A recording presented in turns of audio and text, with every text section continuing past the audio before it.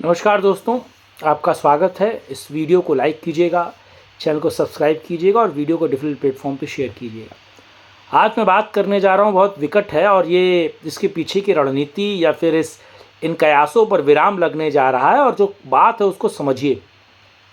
आखिर अधीर रंजन चौधरी जो है वो पश्चिम बंगाल में कांग्रेस के सबसे बड़े नेता हैं और एक तरीके से वो ममता विरोधी हैं। और ख़ास तौर से आप समझिए कि अधीर रंजन चौधरी लगातार कांग्रेस से नाखुश हैं। और जो खबर मैं आपको बताने जा रहा हूं, उस खबर के पीछे जो जो जो चीज़ें निकल कर रहे हैं और जो सूत्र ये बताते हैं और जिस तरीके से दो दौर की उनकी मीटिंग हो गई है, आज सारी खबर मैं बताऊंगा कि कांग्रेस छोड़कर अगर वो कहाँ जा रहे हैं और इसके संकेत किस तरीके से मिल रहे हैं।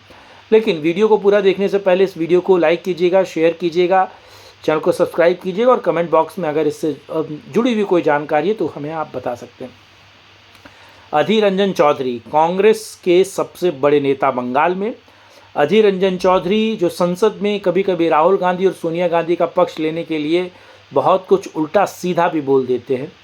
आप समझिए कि 2014 से वो लगातार नेपथ्य में हैं। ममता बनर्जी उनको पश्चिमी बंगाल में परेशान करती हैं, टॉर्चर करती हैं। ममता बनर्जी की जब वो शिकायत राहुल गांधी या सोनिया गांधी से या मल्लिकार्जुन खड़गे जो वर्तमान में कांग्रेस के अध्यक्ष हैं उनसे जब करते हैं, तो कहीं ना कहीं ममता या फिर अधीर रंजन चौधरी का पक्ष लेने से बेहतर उनको लगता है कि ममता को साधा जाए, इंडी गठबंधन में उनको जोड़ा जाए और ममता के सहारे जो वैतरणी है पश्चिम बंगाल की वो पार की जाए।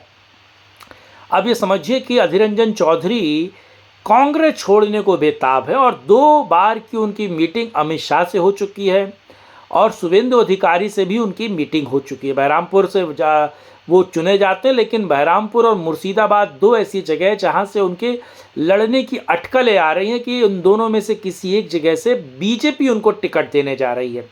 ये वाकई चौंकाने वाला खुलासा मैं आपसे कर रहा हूँ और ये आपको बता रहा हूँ कि आखिर अधीर रंजन चौधरी एक बड़ा चेहरा, एक ऐसा चेहरा जो कांग्रेस का एक तरीके से नाम लेने वाला है। और ये समझिए कि पश्चिमी बंगाल में कांग्रेस इकाई, जो कांग्रेस कमेटी की इकाई है, उसका प्रमुख वो आखिर कांग्रेस छोड़ने को क्यों मजबूर हुआ। और ख़ास तौर से राहुल गांधी जिस तरीके से अधीर रंजन चौधरी को समय नहीं देते हैं, बहुत बार अधीर रंजन चौधरी की बातों को सिरे से खारिज कर देते हैं। अभी समझिए, जब तमाम नेताओं को राहुल गांधी समय नहीं देते, और इसके पीछे सबसे बड़ा कारण भी मैं आपको बताऊंगा। देखिए कि जब लगातार अधीर रंजन चौधरी को राहुल गांधी समय नहीं दे रहे, अधीर रंजन चौधरी की बातों को वो सुन नहीं रहे हैं और आप समझिए कि वो एकला चलो का नारा लगा रहे हैं, यानी कि पश्चिम बंगाल में कांग्रेस अलग तरीके से बिहेव कर रही है और सेंट्रल की जो कांग्रेस राष्ट्रीय कमान की इकाई जो है वो अलग तरीके से बिहेव कर रही है। उनकी दुख, पीड़ा, दर्द या फिर उनका पॉलिटिकल स्ट्रगल वो एक तरीके से अनदेखा किया जा रहा है। और अधीर रंजन चौधरी जो है लगातार पशुपेश में थे, परेशान थे। आपको बताया कि उनके मुंह से बहुत बार लोकसभा में बदजुबानी हो जाती है, बहुत कुछ वो उल्टा सीधा बोल देते हैं, फिर बाद में वो माफ़ी भी मांगते हैं। आपको याद होगा किस तरीके से देश की महामहिम राष्ट्रपति को वो राष्ट्रपत्नी भी बोल चुके थे और उसके बाद उनकी फजीहत हुई और उसके बाद उन्होंने माफ़ी मांगी। खैर बहरहाल वो अलग विषय। लेकिन देखिए, लगातार सत्ता से दूर रहना, 2 बार वो मंत्री भी रह चुके हैं पूर्वी सरकार में भी, और वो सीधे पश्चिम बंगाल का नेतृत्व करते हैं। लेकिन आप ये समझिए कि सत्ता से दूर रहना और ख़ास तौर से कांग्रेस लगातार सिकुड़ रही है, सिंक्रोनाइज हो रही है और कांग्रेस का जनता के प्रति एक मैसेजिंग भी लगातार कम हो रहा है। और जिस तरीके से तुगलक की तरह राहुल गांधी पूरी कांग्रेस को चलाना चाहते हैं, यानी कि वो सत्ता में रहे न रहें, रिमोट कंट्रोल से कांग्रेस को चलाना चाहते हैं। प्रियंका गांधी आगे नहीं आना चाहती या फिर सोनिया उनको आने नहीं देती, या ये समझिए कि आखिर इसके पीछे का माजरा क्या है। और सबसे बड़ा सवाल यह है कि अधीर रंजन चौधरी कांग्रेस छोड़ रहे हैं, तो इससे जुड़ी हुई सबसे बड़ी जो आज ही खबर निकल कर आई है उसको मैं समझाने की कोशिश करता हूं।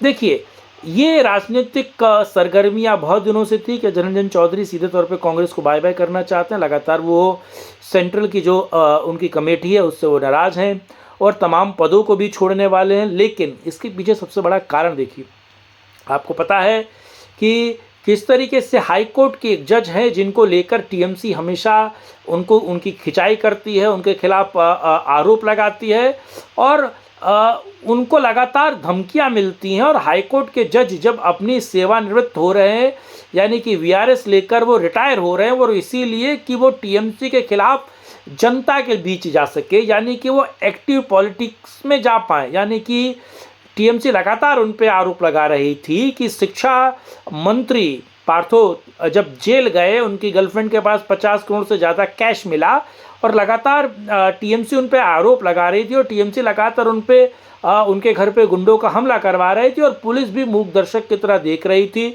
लगातार वो टीएमसी या फिर कहा जाए कि कानून का पक्ष लेते थे, न्याय करते थे, और टीएमसी को अगर उसने क्राइम कमिट किया है तो उसे कटघरे में खड़ा करते थे तमाम लोगों को। टीएमसी बार बार कहती थी कि अगर इतनी ही दिक्कत है तो आप चुनाव लड़के देख लीजिए।